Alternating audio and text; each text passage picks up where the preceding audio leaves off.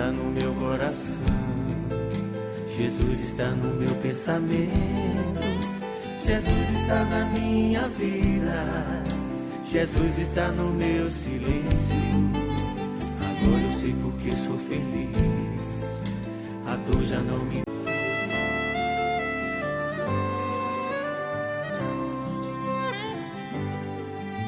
Jesus está no meu coração, Jesus está no meu pensamento, Jesus está na minha vida, Jesus está no meu silêncio.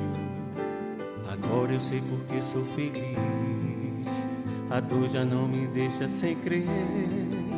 Assim a vida é mais bonita, pra cada noite um amanhecer. O amor pode tudo, transforma o mundo. O amor...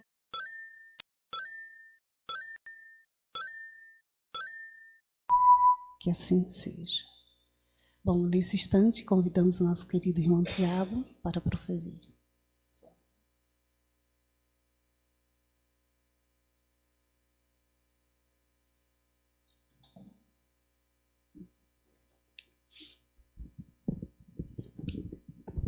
Isso, tá ótimo. Acho que dá. Boa noite a todos e a todas. Mais uma vez acometido pela virose, entre fortes crises de tosse e dores de cabeça, tentaremos realizar o nosso trabalho, mas já estou no final desse desafio. Ninguém vai pegar. Não se preocupem, viu? Ninguém vai pegar. Queridos, mais uma vez é uma imensa alegria podermos estar aqui nesta casa de amor, trabalho e oração, para juntos falarmos sobre espiritualidade, acima de tudo. Não apenas e tão somente falarmos sobre espiritismo, mas falarmos sobre espiritualidade. Então que possamos ter uma noite de profundas reflexões e grandes bênçãos. Sobretudo, porque teremos acesso gratuito a tudo aquilo que realmente nos convém em termos do nosso crescimento espiritual. A tudo aquilo que não ocupa espaço físico, mas que ocupa espaço emocional, espaço mental, espaço evolutivo em nossas vidas. Levaremos para a vida futura, levaremos para a pátria espiritual, de fato, tudo aquilo que não ocupa espaço físico, tudo aquilo que transcende os nossos interesses materiais. Levaremos as nossas tendências, as nossas ideias, os nossos sentimentos, as nossas conquistas. Levaremos o nosso patrimônio, a nossa bagagem intelectual e, sobretudo, bagagem moral. Então, a grande sacada de quem realmente vem conhecer a doutrina é perceber que todos esses recursos estão cada vez mais próximos de nós, mas que muitas vezes nós não havíamos identificado isso. O quanto os recursos para o nosso crescimento espiritual estavam tão próximos, tão fáceis, tão acessíveis ao nosso entendimento e aos nossos procedimentos pessoais. Mas devido ao orgulho e ao egoísmo que ainda habitam e jazem latente em nossa intimidade, nós não havíamos percebido essas benesses, esses recursos maravilhosos que gratuitamente a providência divina, como queiram chamar, Deus, nos oferece. Então a grande mensagem e a grande proposta da noite de hoje é entendermos como essa doutrina pode produzir esses efeitos moralizadores ou moralizantes, mas jamais moralistas. Porque o moralismo tem a sua conotação negativa. O moralismo é a imposição de padrões, muitas vezes vinculados a interesses de ordem pessoal, a hipocrisia que ainda habita também na intimidade de tantas criaturas. Tanta gente aponta o seu próprio dedo para as outras para identificar ou para testificar o que é certo ou o que é errado para os padrões dela, mas a mesma não executa os padrões dignos de uma boa convivência na sua intimidade. Quando se destrói todo o verniz social, Quando você não está mais se mascarando da imagem de um bom religioso, de um bom cidadão, quando você realmente mostra quem você é de fato no seio familiar, na intimidade com os mais próximos. Não é desse moralismo que estamos falando, do qual muitos que se dizem ser seguidores do Cristo dizem ter. Não é esse moralismo, essa moralidade, mas sim um efeito moralizador. E o que seria algo que moraliza, que tem esse efeito moralizador? É aquele algo que se torna referência, que através do próprio exemplo pode, de alguma forma, fazer com que muitos se convençam da grandiosidade daquela atitude, daquela conduta. Quando o indivíduo ele consegue ensinar não só pelas palavras, mas sobretudo pelos exemplos, ele sobretudo produz um efeito moralizador na sociedade que ele convive. Quando ele julga inveteradamente e estabelece os seus padrões e os preconceitos, taxando todos de acordo com a sua própria medida, esse alguém está simplesmente produzindo atitudes de moralismo falso. E a sociedade está cheia desses exemplos. O efeito moralizador do espiritismo está, sobretudo, na forma como a doutrina faz com que o indivíduo modifique os seus exemplos, ressignifique as suas atitudes, fazendo com que outros possam se convencer da dignidade daquele padrão e possam se comportar também de forma semelhante. Não de forma igual, porque cada um tem o seu próprio horizonte evolutivo, mas de forma semelhante. Se eu sei que a forma como o outro age está sendo benéfico para a sociedade, está criando um ambiente de harmonia para com aqueles que ele convive, obviamente, essa harmonia eu tenho que procurar buscar. Eu tenho que me vincular a essa harmonia para que justamente o meu próprio ambiente interno possa se transformar, para que eu possa identificar a harmonia e a beleza de tudo aquilo que está ao meu redor, que está próximo de mim. Então, que efeito moralizador é esse que a doutrina espírita tem a oferecer? Eu quero deixar bem claro o seguinte: não é a questão de um rótulo religioso. O efeito moralizador, a forma como o pensamento religioso modifica a atitude de uma criatura, não é exclusividade de um pensamento vinculado ao espiritismo. Seria muita arrogância de nossa parte pretendermos ser os donos absolutos da verdade. Ninguém é absolutamente dono de nenhuma verdade. Nós nos vinculamos a verdades que são aproximadas, que estão associadas ao nosso nível de entendimento. Muitas vezes a tua verdade te faz uma pessoa melhor, muito melhor do que a minha verdade, ou aquilo que eu conceituo como verdade. Então, não estamos aqui falando que apenas a doutrina espírita produz esse efeito de modificar atitudes. Não. Todos os pensamentos religiosos, na sua essência, em suas doutrinas, procuram fazer com que o indivíduo seja a cada dia melhor do que ele foi nos dias anteriores. Mas existem as doutrinas e existem os representantes delas. Há religiosos e também há religiosos. E para um bom entendedor, meia palavra basta. Aqueles que de fato fazem jus ao título de alguém que abraça a espiritualidade, porque conseguem aliar teoria com prática. Há outros que da espiritualidade ou de uma religiosidade só tem apenas a imagem, só tem apenas a máscara, só tem apenas o rótulo. Então há religiosos e religiosos. Então, não é apenas a doutrina. Todas as religiões oferecem os recursos para que os seus adeptos, para que os seus seguidores se transformem em pessoas melhores. Mas o que acontece é que o peso dos interesses materiais ainda é muito forte. E nós, geralmente, costumamos moldar essas lições ou esses pensamentos de acordo com as nossas conveniências, de acordo com aquilo que nos beneficie mais. A gente pega a mensagem de Jesus, faz uma interpretação pessoal da mensagem de Jesus, não universaliza essa mensagem, porque algo só pode ser aceito como tal ou cogitado como verdade se ele ganhar esse tom da universalidade. se aquilo que for dito aqui não cair em contradição em outros locais, aquilo que é dito de uma forma aqui, mas é dito de outra forma em outro local, ganha o peso das opiniões pessoais, mas não o peso de uma verdade universal. Então, o que é universal é aquilo que pode abarcar a todos, é aquilo que engloba a todos e que todos podem, de alguma forma, se vincular àquela grande verdade, àquele grande bem. Quando eu pego a mensagem de Jesus e aproprio a mensagem do Cristo de acordo com os meus interesses, eu estou fazendo uma religião à moda da casa, à moda dos meus interesses, à moda daquilo que mais me beneficia. E, infelizmente, muitas vezes em termos materiais.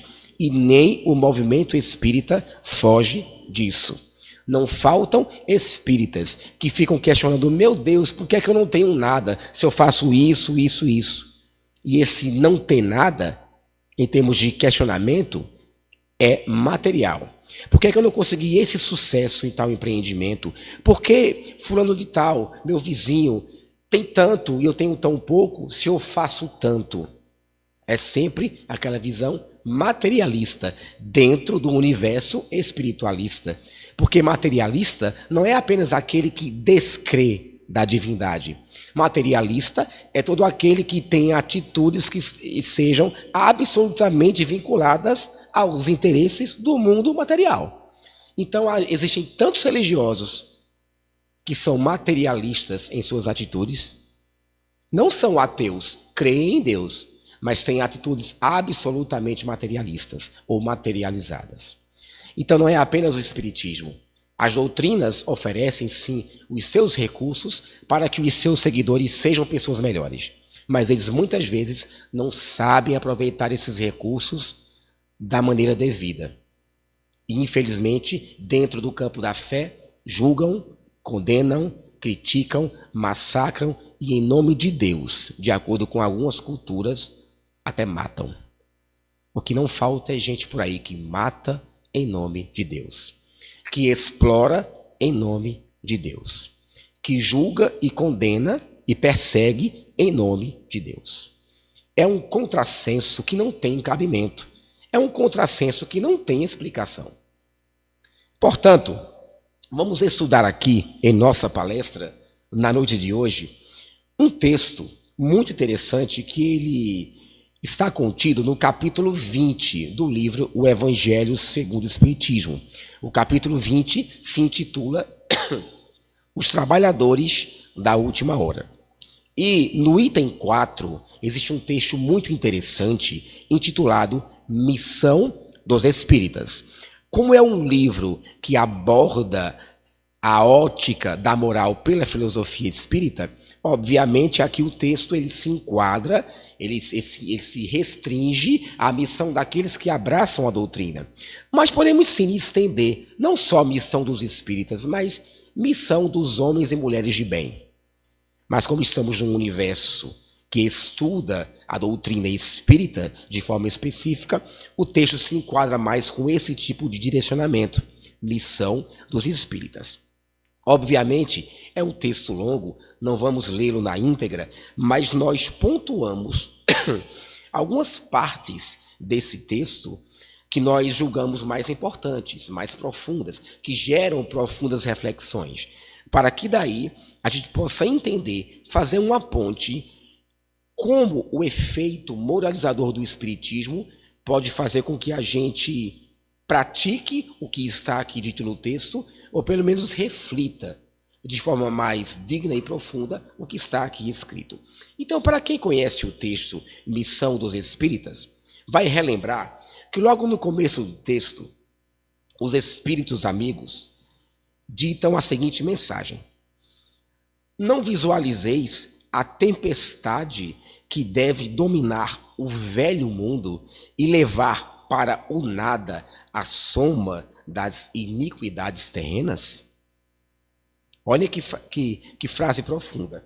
Não visualizeis a tempestade que vai dominar o velho mundo e que vai fazer cair por terra todos os erros e iniquidades terrenos? Que tempestade é essa? A tempestade, ela sempre causa um alvoroço. Embora, sem que muitas vezes percebamos, elas também saneiam o ambiente. Mas como causam aquele caos inicial, a gente estabelece que uma tempestade, ela é algo que é prejudicial. Ela é algo que traz dor, que traz sofrimento àqueles indivíduos que vivem naquele ambiente onde a tempestade está aflorando. Mas aqui a tempestade que nós estamos falando não é a tempestade física da natureza, mas é a tempestade moral. E nós, enquanto sociedade planetária, passamos de tempos em tempos por essas tempestades, por esses aparentes caos, que de início causam incômodo, mas que numa relação custo-benefício, a médio ou a longo prazo, trazem, muitas vezes, modificações profundas na sociedade. Ora, se o mal não se extravasa, se o mal não mostra a sua imagem, o bem não vai sentir a necessidade das reformas. É evidente que aquilo que está ocorrendo de forma equivocada tem que construir a sua imagem, tem que mostrar a sua imagem, para que o bem deixe de ser tímido. Porque o nosso planeta não mudou de categoria espiritual, não foi por conta da audácia dos maus, não. Foi por conta da displicência e da preguiça moral dos bons, daqueles que tinham a capacidade de modificar o panorama e não o fizeram. Ficaram de braços cruzados, porque fazer o bem exige sacrifício. E não é sacrifício do corpo, é sacrifício da alma. No sacrifício do corpo, a gente pode criar imagens vinculadas à hipocrisia. No sacrifício da alma, nem todos têm a capacidade de assim os produzirem. Porque o sacrifício da alma requer você mudar velhos padrões que você sempre alimentou durante muito e muito tempo. E leia-se aqui muitas e muitas encarnações. Então é muito difícil você, de fato, essa é a expressão que Kardec usa, mortificar a alma. Não é mortificar o corpo com torturas, é mortificar a alma. É destruir o ser humano velho que ainda habita dentro da sua própria intimidade. Esse é o grande desafio. Então, quando surgem essas comoções morais, esses acontecimentos muitas vezes de âmbito planetário que causam dor, angústia e sofrimento às sociedades, ao mesmo tempo que o remédio parece ser amargo, e muitas vezes de fato é, ao mesmo tempo esse remédio traz os elementos para a cura, desde que saibamos entender o porquê daquele remédio estar sendo aplicado. Então a gente vê uma sociedade muitas vezes voltada a conflitos, a guerras. A Covid foi um grande exemplo. Nós, seres humanos, somos tão arrogantes a tal ponto de acharmos que somos os donos do mundo. Sabe com quem você está falando? A gente não sabe nem de onde veio, nem para onde vai. Temos as análises filosóficas, mas efetivamente, quando foi que nós iniciamos e para onde nós vamos, depende de uma série de fatores. Muitas vezes nós não reconhecemos o nosso propósito nessa atual encarnação. Então, muitas vezes, nem sequer nós sabemos quem somos. E queremos exigir que o outro assim o saiba. Nós não sabemos quem somos. Então, o que acontece? Muitas vezes, dentro de nossa arrogância, nos achamos os melhores do mundo. E fomos dominados, e fomos mortificados. Nossas vidas foram retiradas por um pequeno vírus. Vejam a fragilidade do ser humano. E mesmo assim, muitas pessoas não aprenderam. Porque a Covid foi benéfica em alguns pontos. Nos aproximamos dos mais queridos. Ficamos mais em casa. Cresceu o número de divórcios. Porque é muito bom e muito fácil ser um bom marido ou ser uma boa esposa quando você sai de 6h30 da manhã e só volta 8 horas da noite. Mas com a Covid todo mundo ficou junto. Os amados, de fato, ficaram quase 24 horas por dia juntos. Identificaram suas fragilidades. não souberam entender as diferenças e não souberam conviver com os desafios impostos pela diferença. Então, o número de divórcios aumentou. As pessoas não se compreendiam, as pessoas não conversavam. Associado a um uso excessivo da tecnologia, dentro de casa, numa Covid, que eram para ficar juntos conversando, ficaram juntos separados. Cada um no seu universo, no seu celular, no seu TikTok, no seu Instagram. Menos na conversa fraterna, sadia, amorosa, de cumplicidade. Isso não existiu. Então nós não aprendemos ainda com essas comoções morais, mas elas acontecem para agitar a nossa consciência, para que o bem entenda que ele não pode ficar de braços cruzados. Ele tem que agir mais. Ele tem que potencializar as suas atitudes. Ele tem que revigorar os seus esforços, para que justamente o bem possa produzir elementos e indivíduos vinculados com a mensagem de Jesus, que estabelece que o reino de Deus habita dentro de cada um de nós. Então, o que acontece?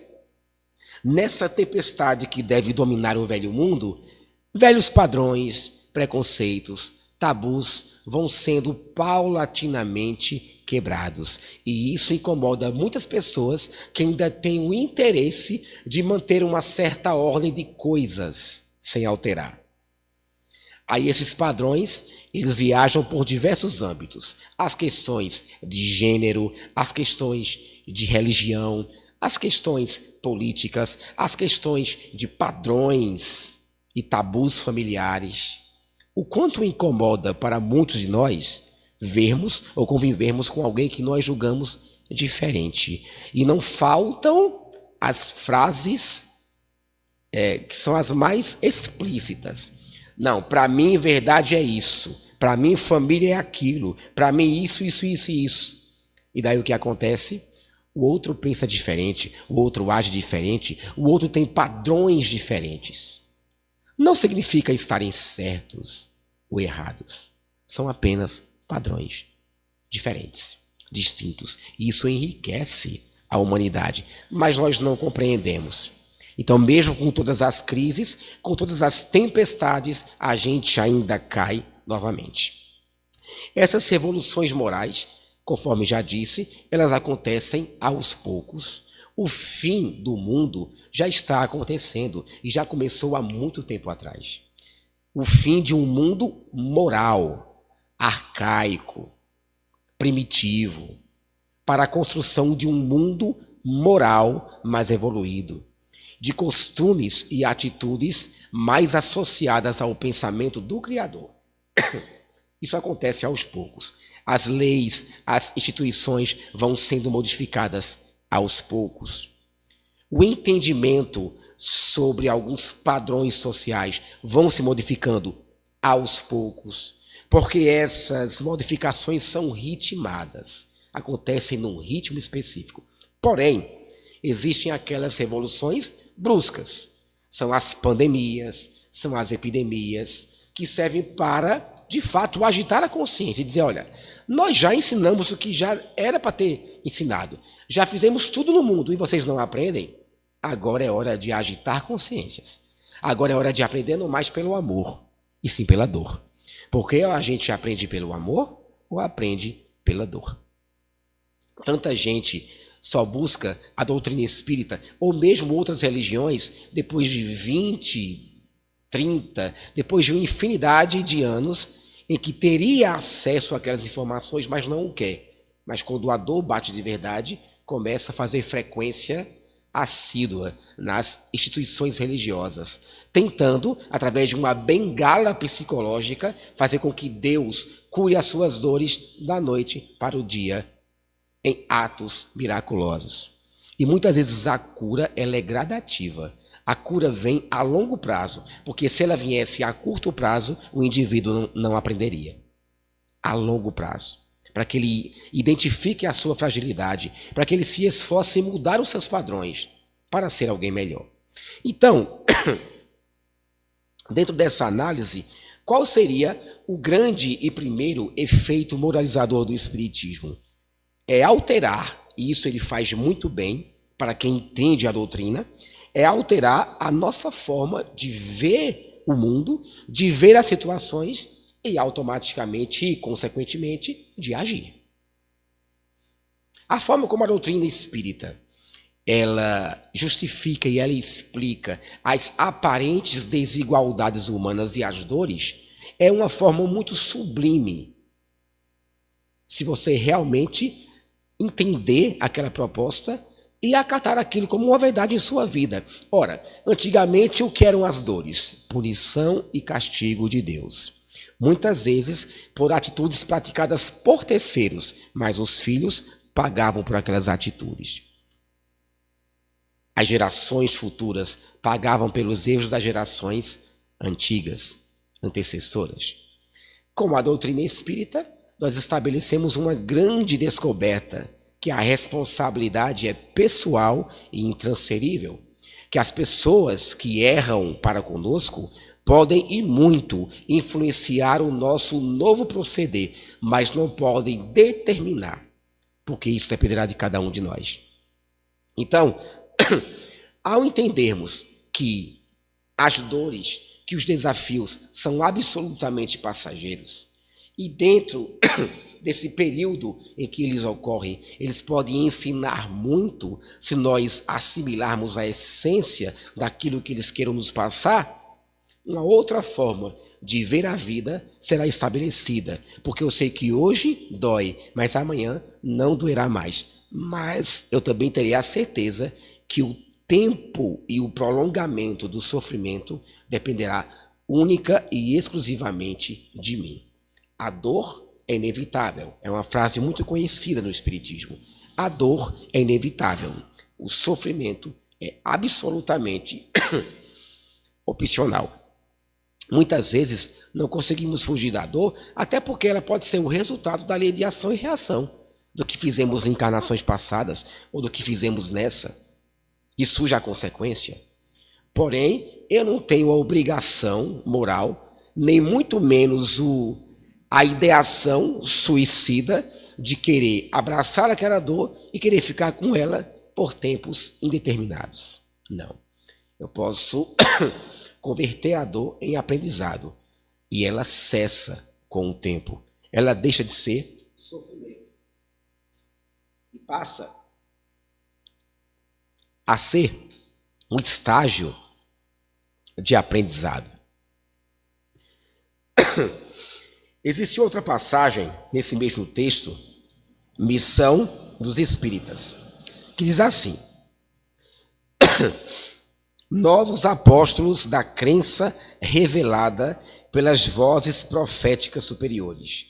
Ide e ensinai o dogma novo da reencarnação e da elevação dos espíritos, segundo tenham bem ou mal cumprido as suas missões e terem bem ou mal suportado as provas terrestres.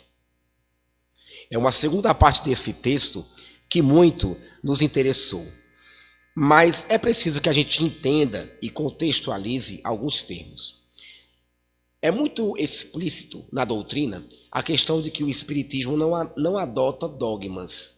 Dogmas seriam verdades inquestionáveis, mesmo que na sua essência elas pudessem ser questionadas, mas não se aceita. Verdades invioláveis. Essa é minha verdade absoluta e pronto. Não aceitamos questionamento. Não é esse sentido que os espíritos dão a palavra dogma nesse contexto. E sim, nesse contexto, a palavra dogma dá a ideia de um elemento ou de um ensinamento que ele é extremamente forte, robusto, dentro daquela ciência, dentro daquele conhecimento. Ou seja, um ensinamento que ele está associado a argumentações absolutamente fortes que sustentam aquele ensinamento. Seria essa a ideia do dogma. E aqui ele diz o dogma novo da reencarnação. Primeiro, a reencarnação não é uma doutrina ou um elemento novo. Faz parte de uma lei natural. Se faz parte de uma lei natural, os indivíduos estão submetidos a esta lei desde que eles se conhecem como seres conscientes. Então, a reencarnação não é um elemento novo. No contexto aqui da lição e do texto, dogma novo da reencarnação dá a ideia de um conhecimento que passa a ser mais acessível às sociedades que não conheciam profundamente. Por isso a ideia de ideia nova, mas não que ela de fato tenha surgido naquele momento que os espíritos repassaram, divulgaram.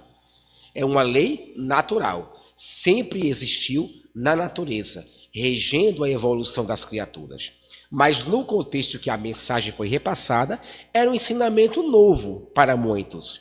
Então aqui eles dizem: ide e pregai a verdade forte, o dogma novo da reencarnação e da elevação dos espíritos, segundo tenham bem ou mal cumprido suas missões ou suportado suas provas. Por que nós escolhemos esse texto? Porque quando você abraça a ideia da reencarnação e, consequentemente, da elevação dos espíritos pela ótica da reencarnação, você faz com que haja em você uma alteração de foco. E foco em quê? Na sua responsabilidade. O efeito moralizador do espiritismo, pela ideia da reencarnação, faz com que as criaturas alterem o foco da responsabilidade. Porque quando não se entendia a ideia da reencarnação, não se compreendia que cada um é construtor do seu próprio destino.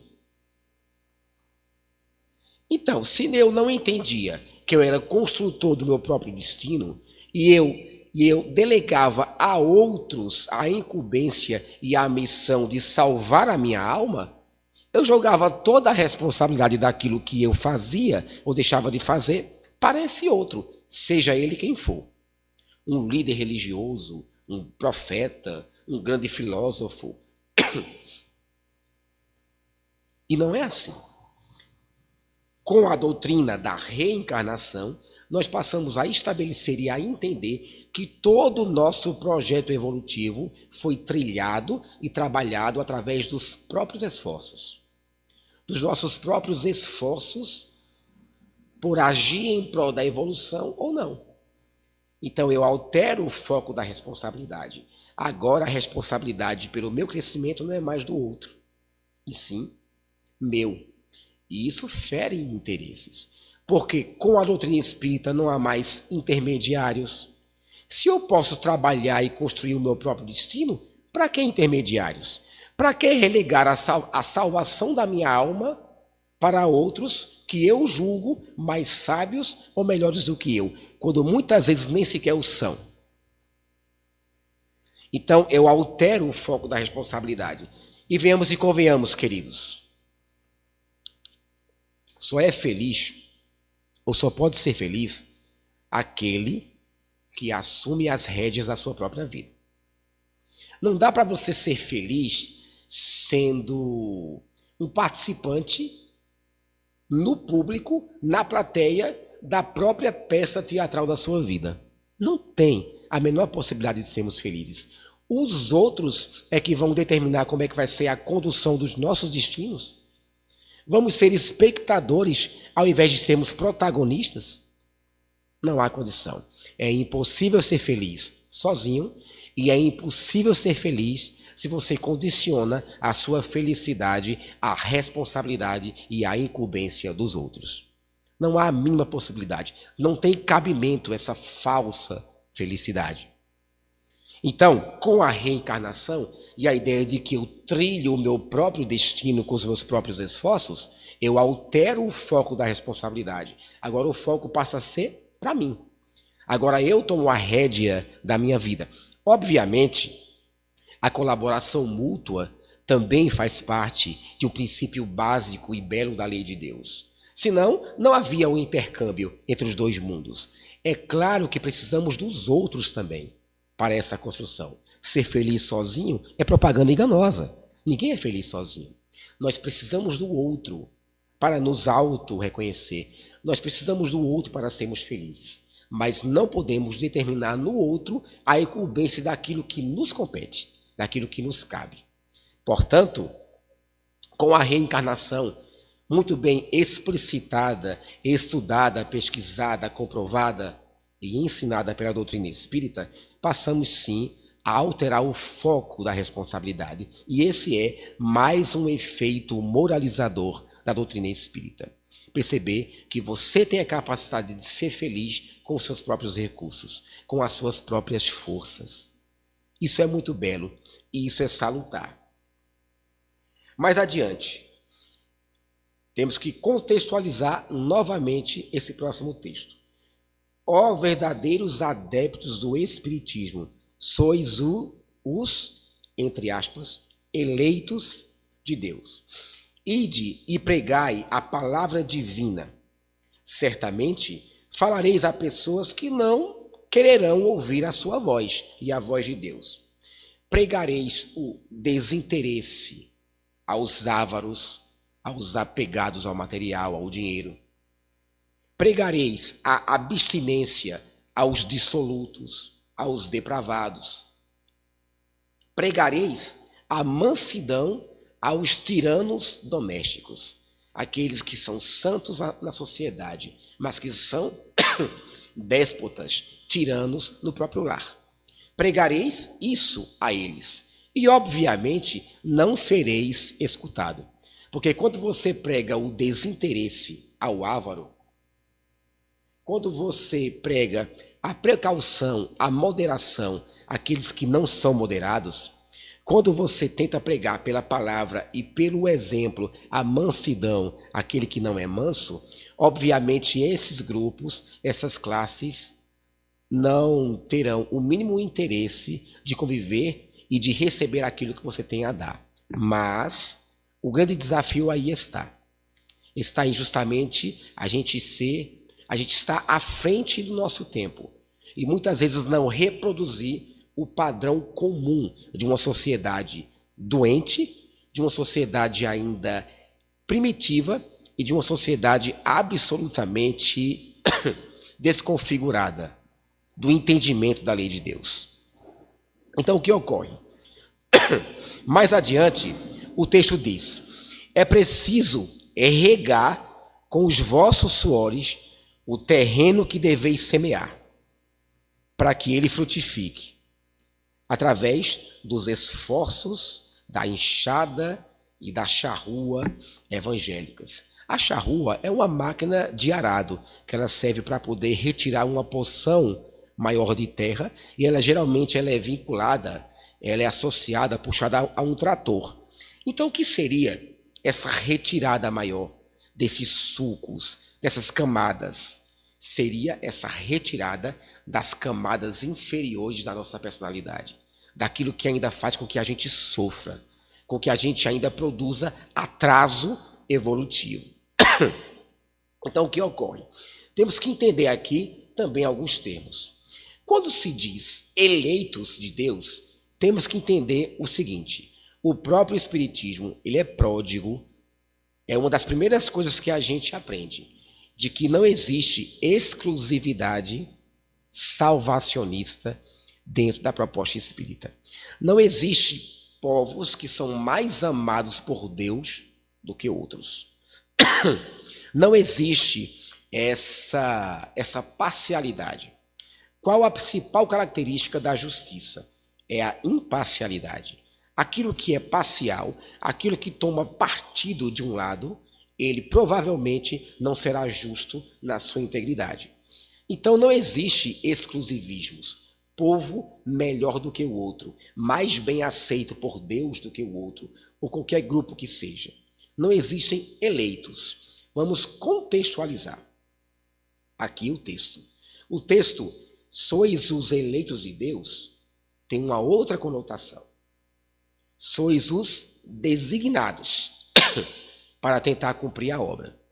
Isto sim, cabe, mas caberá não só a nós, caberá a qualquer um que se diga seguidor do Cristo, independente de estar adeso ao movimento espírita ou não. Pode ser ao movimento das igrejas, não importa. Pode ser ao movimento filosófico, não importa. Aqueles que se dizem ser seguidores do Cristo serão aqueles designados para, através do exemplo, mostrarem que são reais seguidores do Cristo. Então, são os eleitos, são os designados para dar o exemplo, porque sabem mais. E muito vai se cobrar aquele que mais se deu. Então, aquele que sabe mais é designado também a agir mais e melhor do que os outros que não sabem. É nesse sentido que diz: sois os eleitos, sois os designados a mostrar pelo próprio exemplo que o Cristo habita dentro de cada uma das criaturas. Então, como a doutrina espírita, dentro de seu efeito moralizador, pode, de alguma forma, tocar nessas questões que está aqui no texto? Desinteresse aos ávaros. A doutrina espírita mostra que absolutamente tudo que é material é passageiro, que não adianta acumular fortunas e fortunas que, no mínimo, serão repassados para outros ou que você pode perder dentro do quadro de provações que você pode sofrer. Estamos aqui deixando a questão material a 10º plano, achar que ela não é importante? Obviamente que não.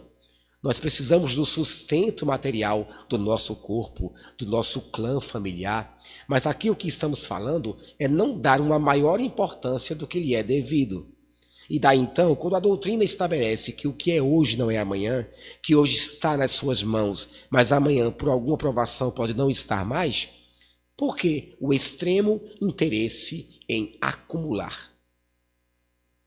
A tal ponto de não socializar, de não repartir. É um contrassenso com relação à lei de Deus.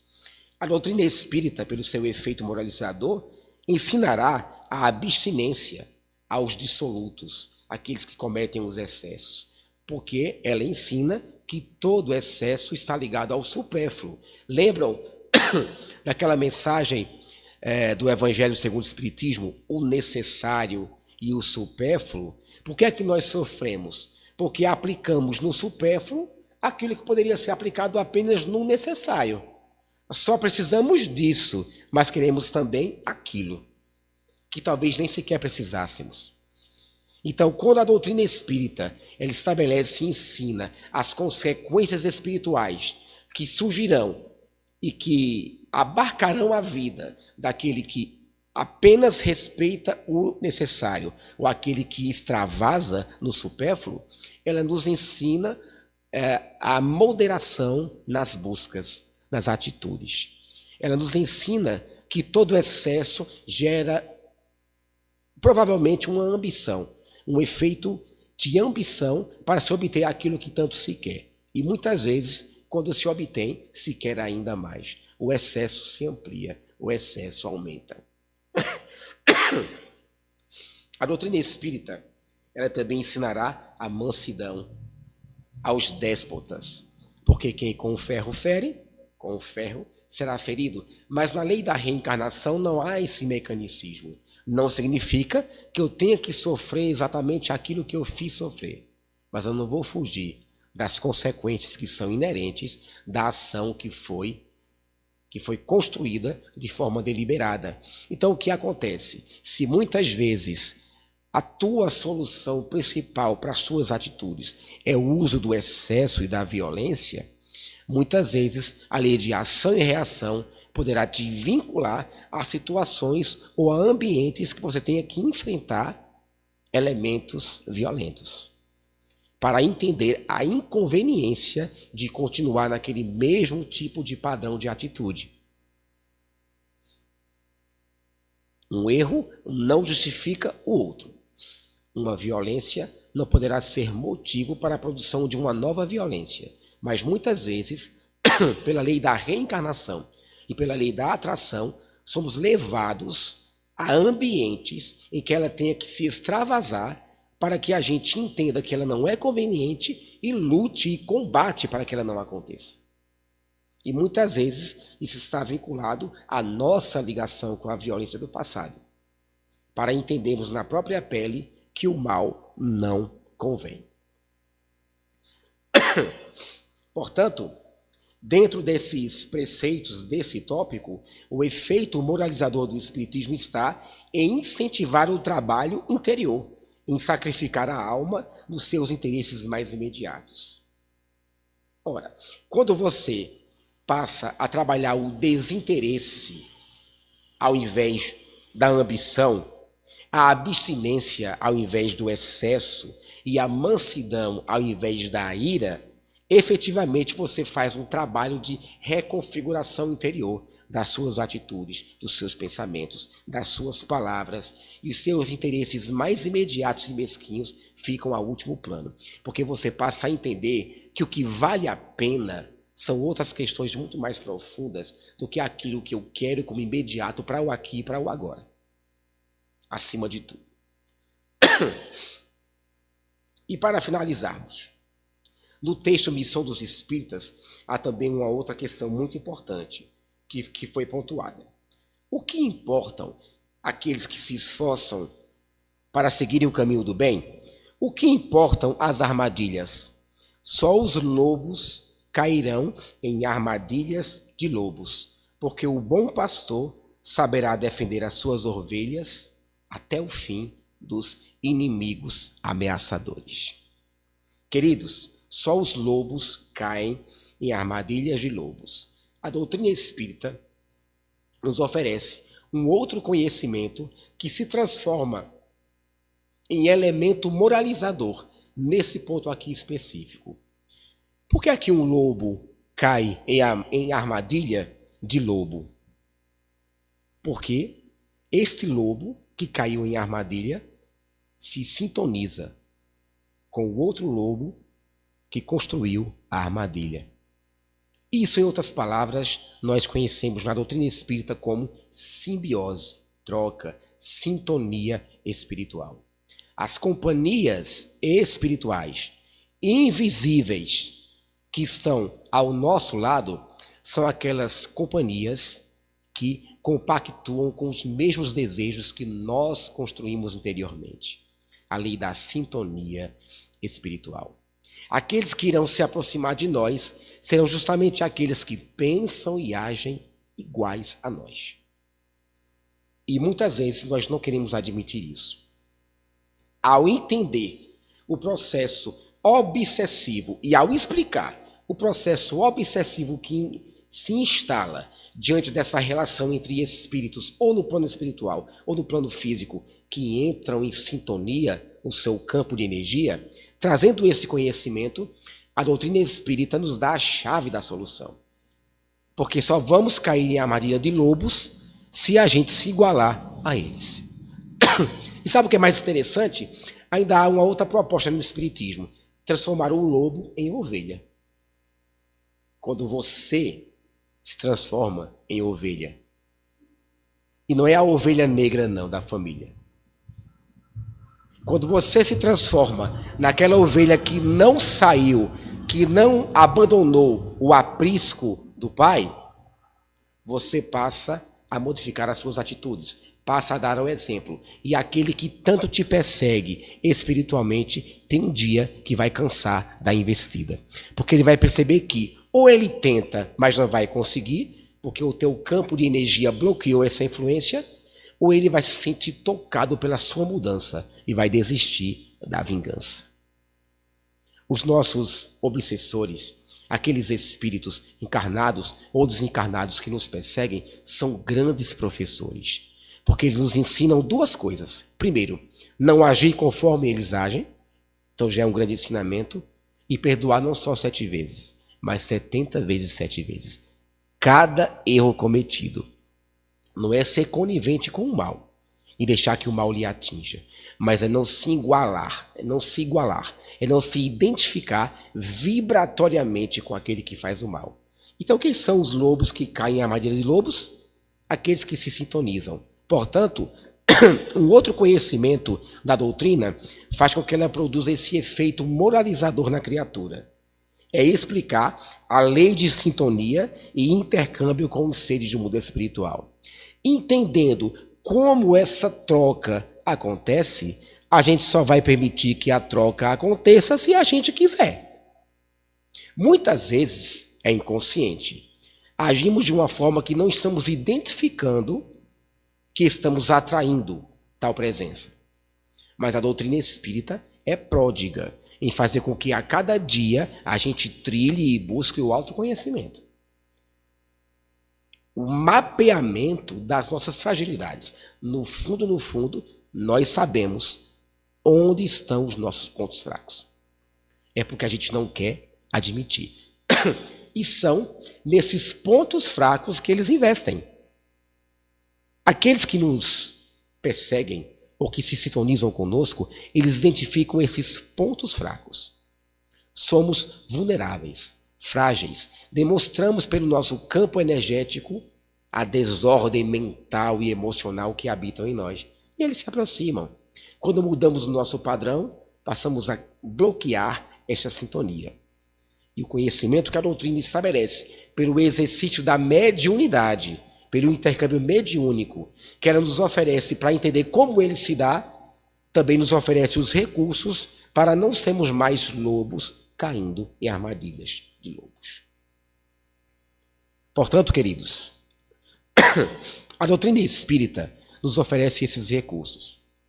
A doutrina espírita estabelece exatamente as explicações plausíveis dos fenômenos que nós vivenciamos.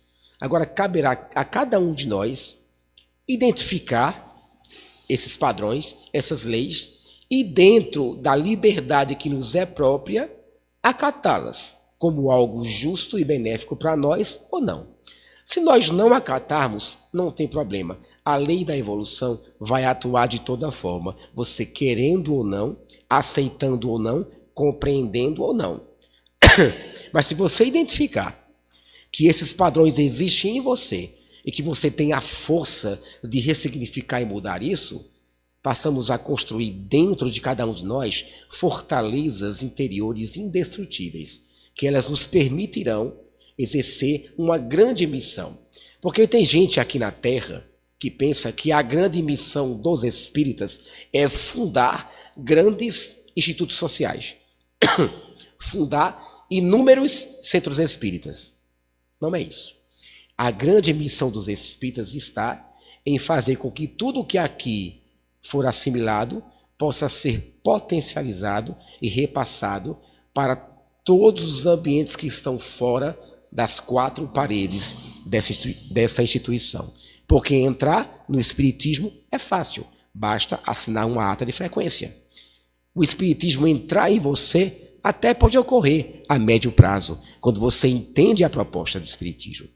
Agora, fazer com que o espiritismo saia de você através das suas atitudes, isso aí é para poucos. Essa é a grande missão dos autênticos e verdadeiros espíritas, dos autênticos e verdadeiros homens e mulheres de bem. E que Jesus esteja conosco e que ele encontre em nós ressonância, encontre em nós campo, para ele agir da forma tão bela como ele age. Se ele não encontrar, não tem problema. A cada um será dado de acordo com as suas obras. E ele, portanto, nos amar, espera o nosso tempo espiritual. Que Deus nos abençoe. Sobrevivi. Vamos lá? Vamos encerrar com a nossa prece?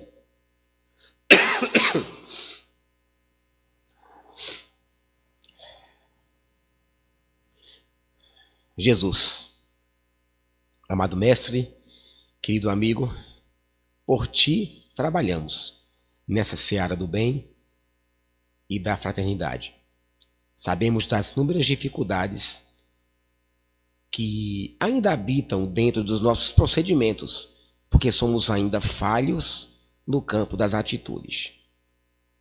Mas nenhuma das ovelhas do aprisco se perderá. E o bom pastor espera o tempo necessário para que essas ovelhas desgarradas voltem para o rebanho. Muitas vezes nos desgarramos na vida, exercendo atitudes que não eram condizentes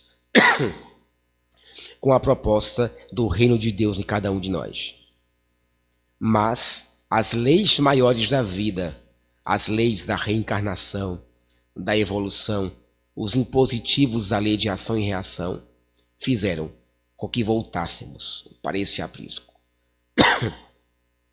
Que possamos ter voltado mais fortes, mais conscientes do nosso verdadeiro papel aqui na Terra. Que outras pessoas sejam contagiadas positivamente pelo reforço salutar do nosso correto exemplo. E que jamais possamos perder forças diante das lutas que fatalmente surgirão. Agradecemos todo o amparo da espiritualidade amiga para o nosso trabalho, em especial lutando contra as limitações físicas, das quais estamos sendo acometidos temporariamente. E agradecemos por esse banquete de luz que aqui foi estabelecido, do qual fomos apenas intermediários, porque a grande mensagem é proveniente do alto. Somos apenas intérpretes bastante falhos. Que Deus nos inspire, nos ampare e nos abençoe, ontem, hoje e sempre. Que assim seja.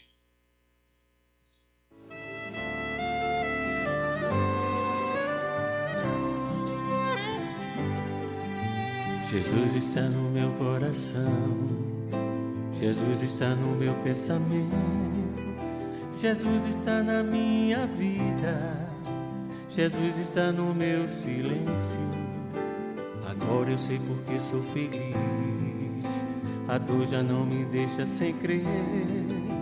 Assim a vida é mais bonita, pra cada noite um amanhecer. O amor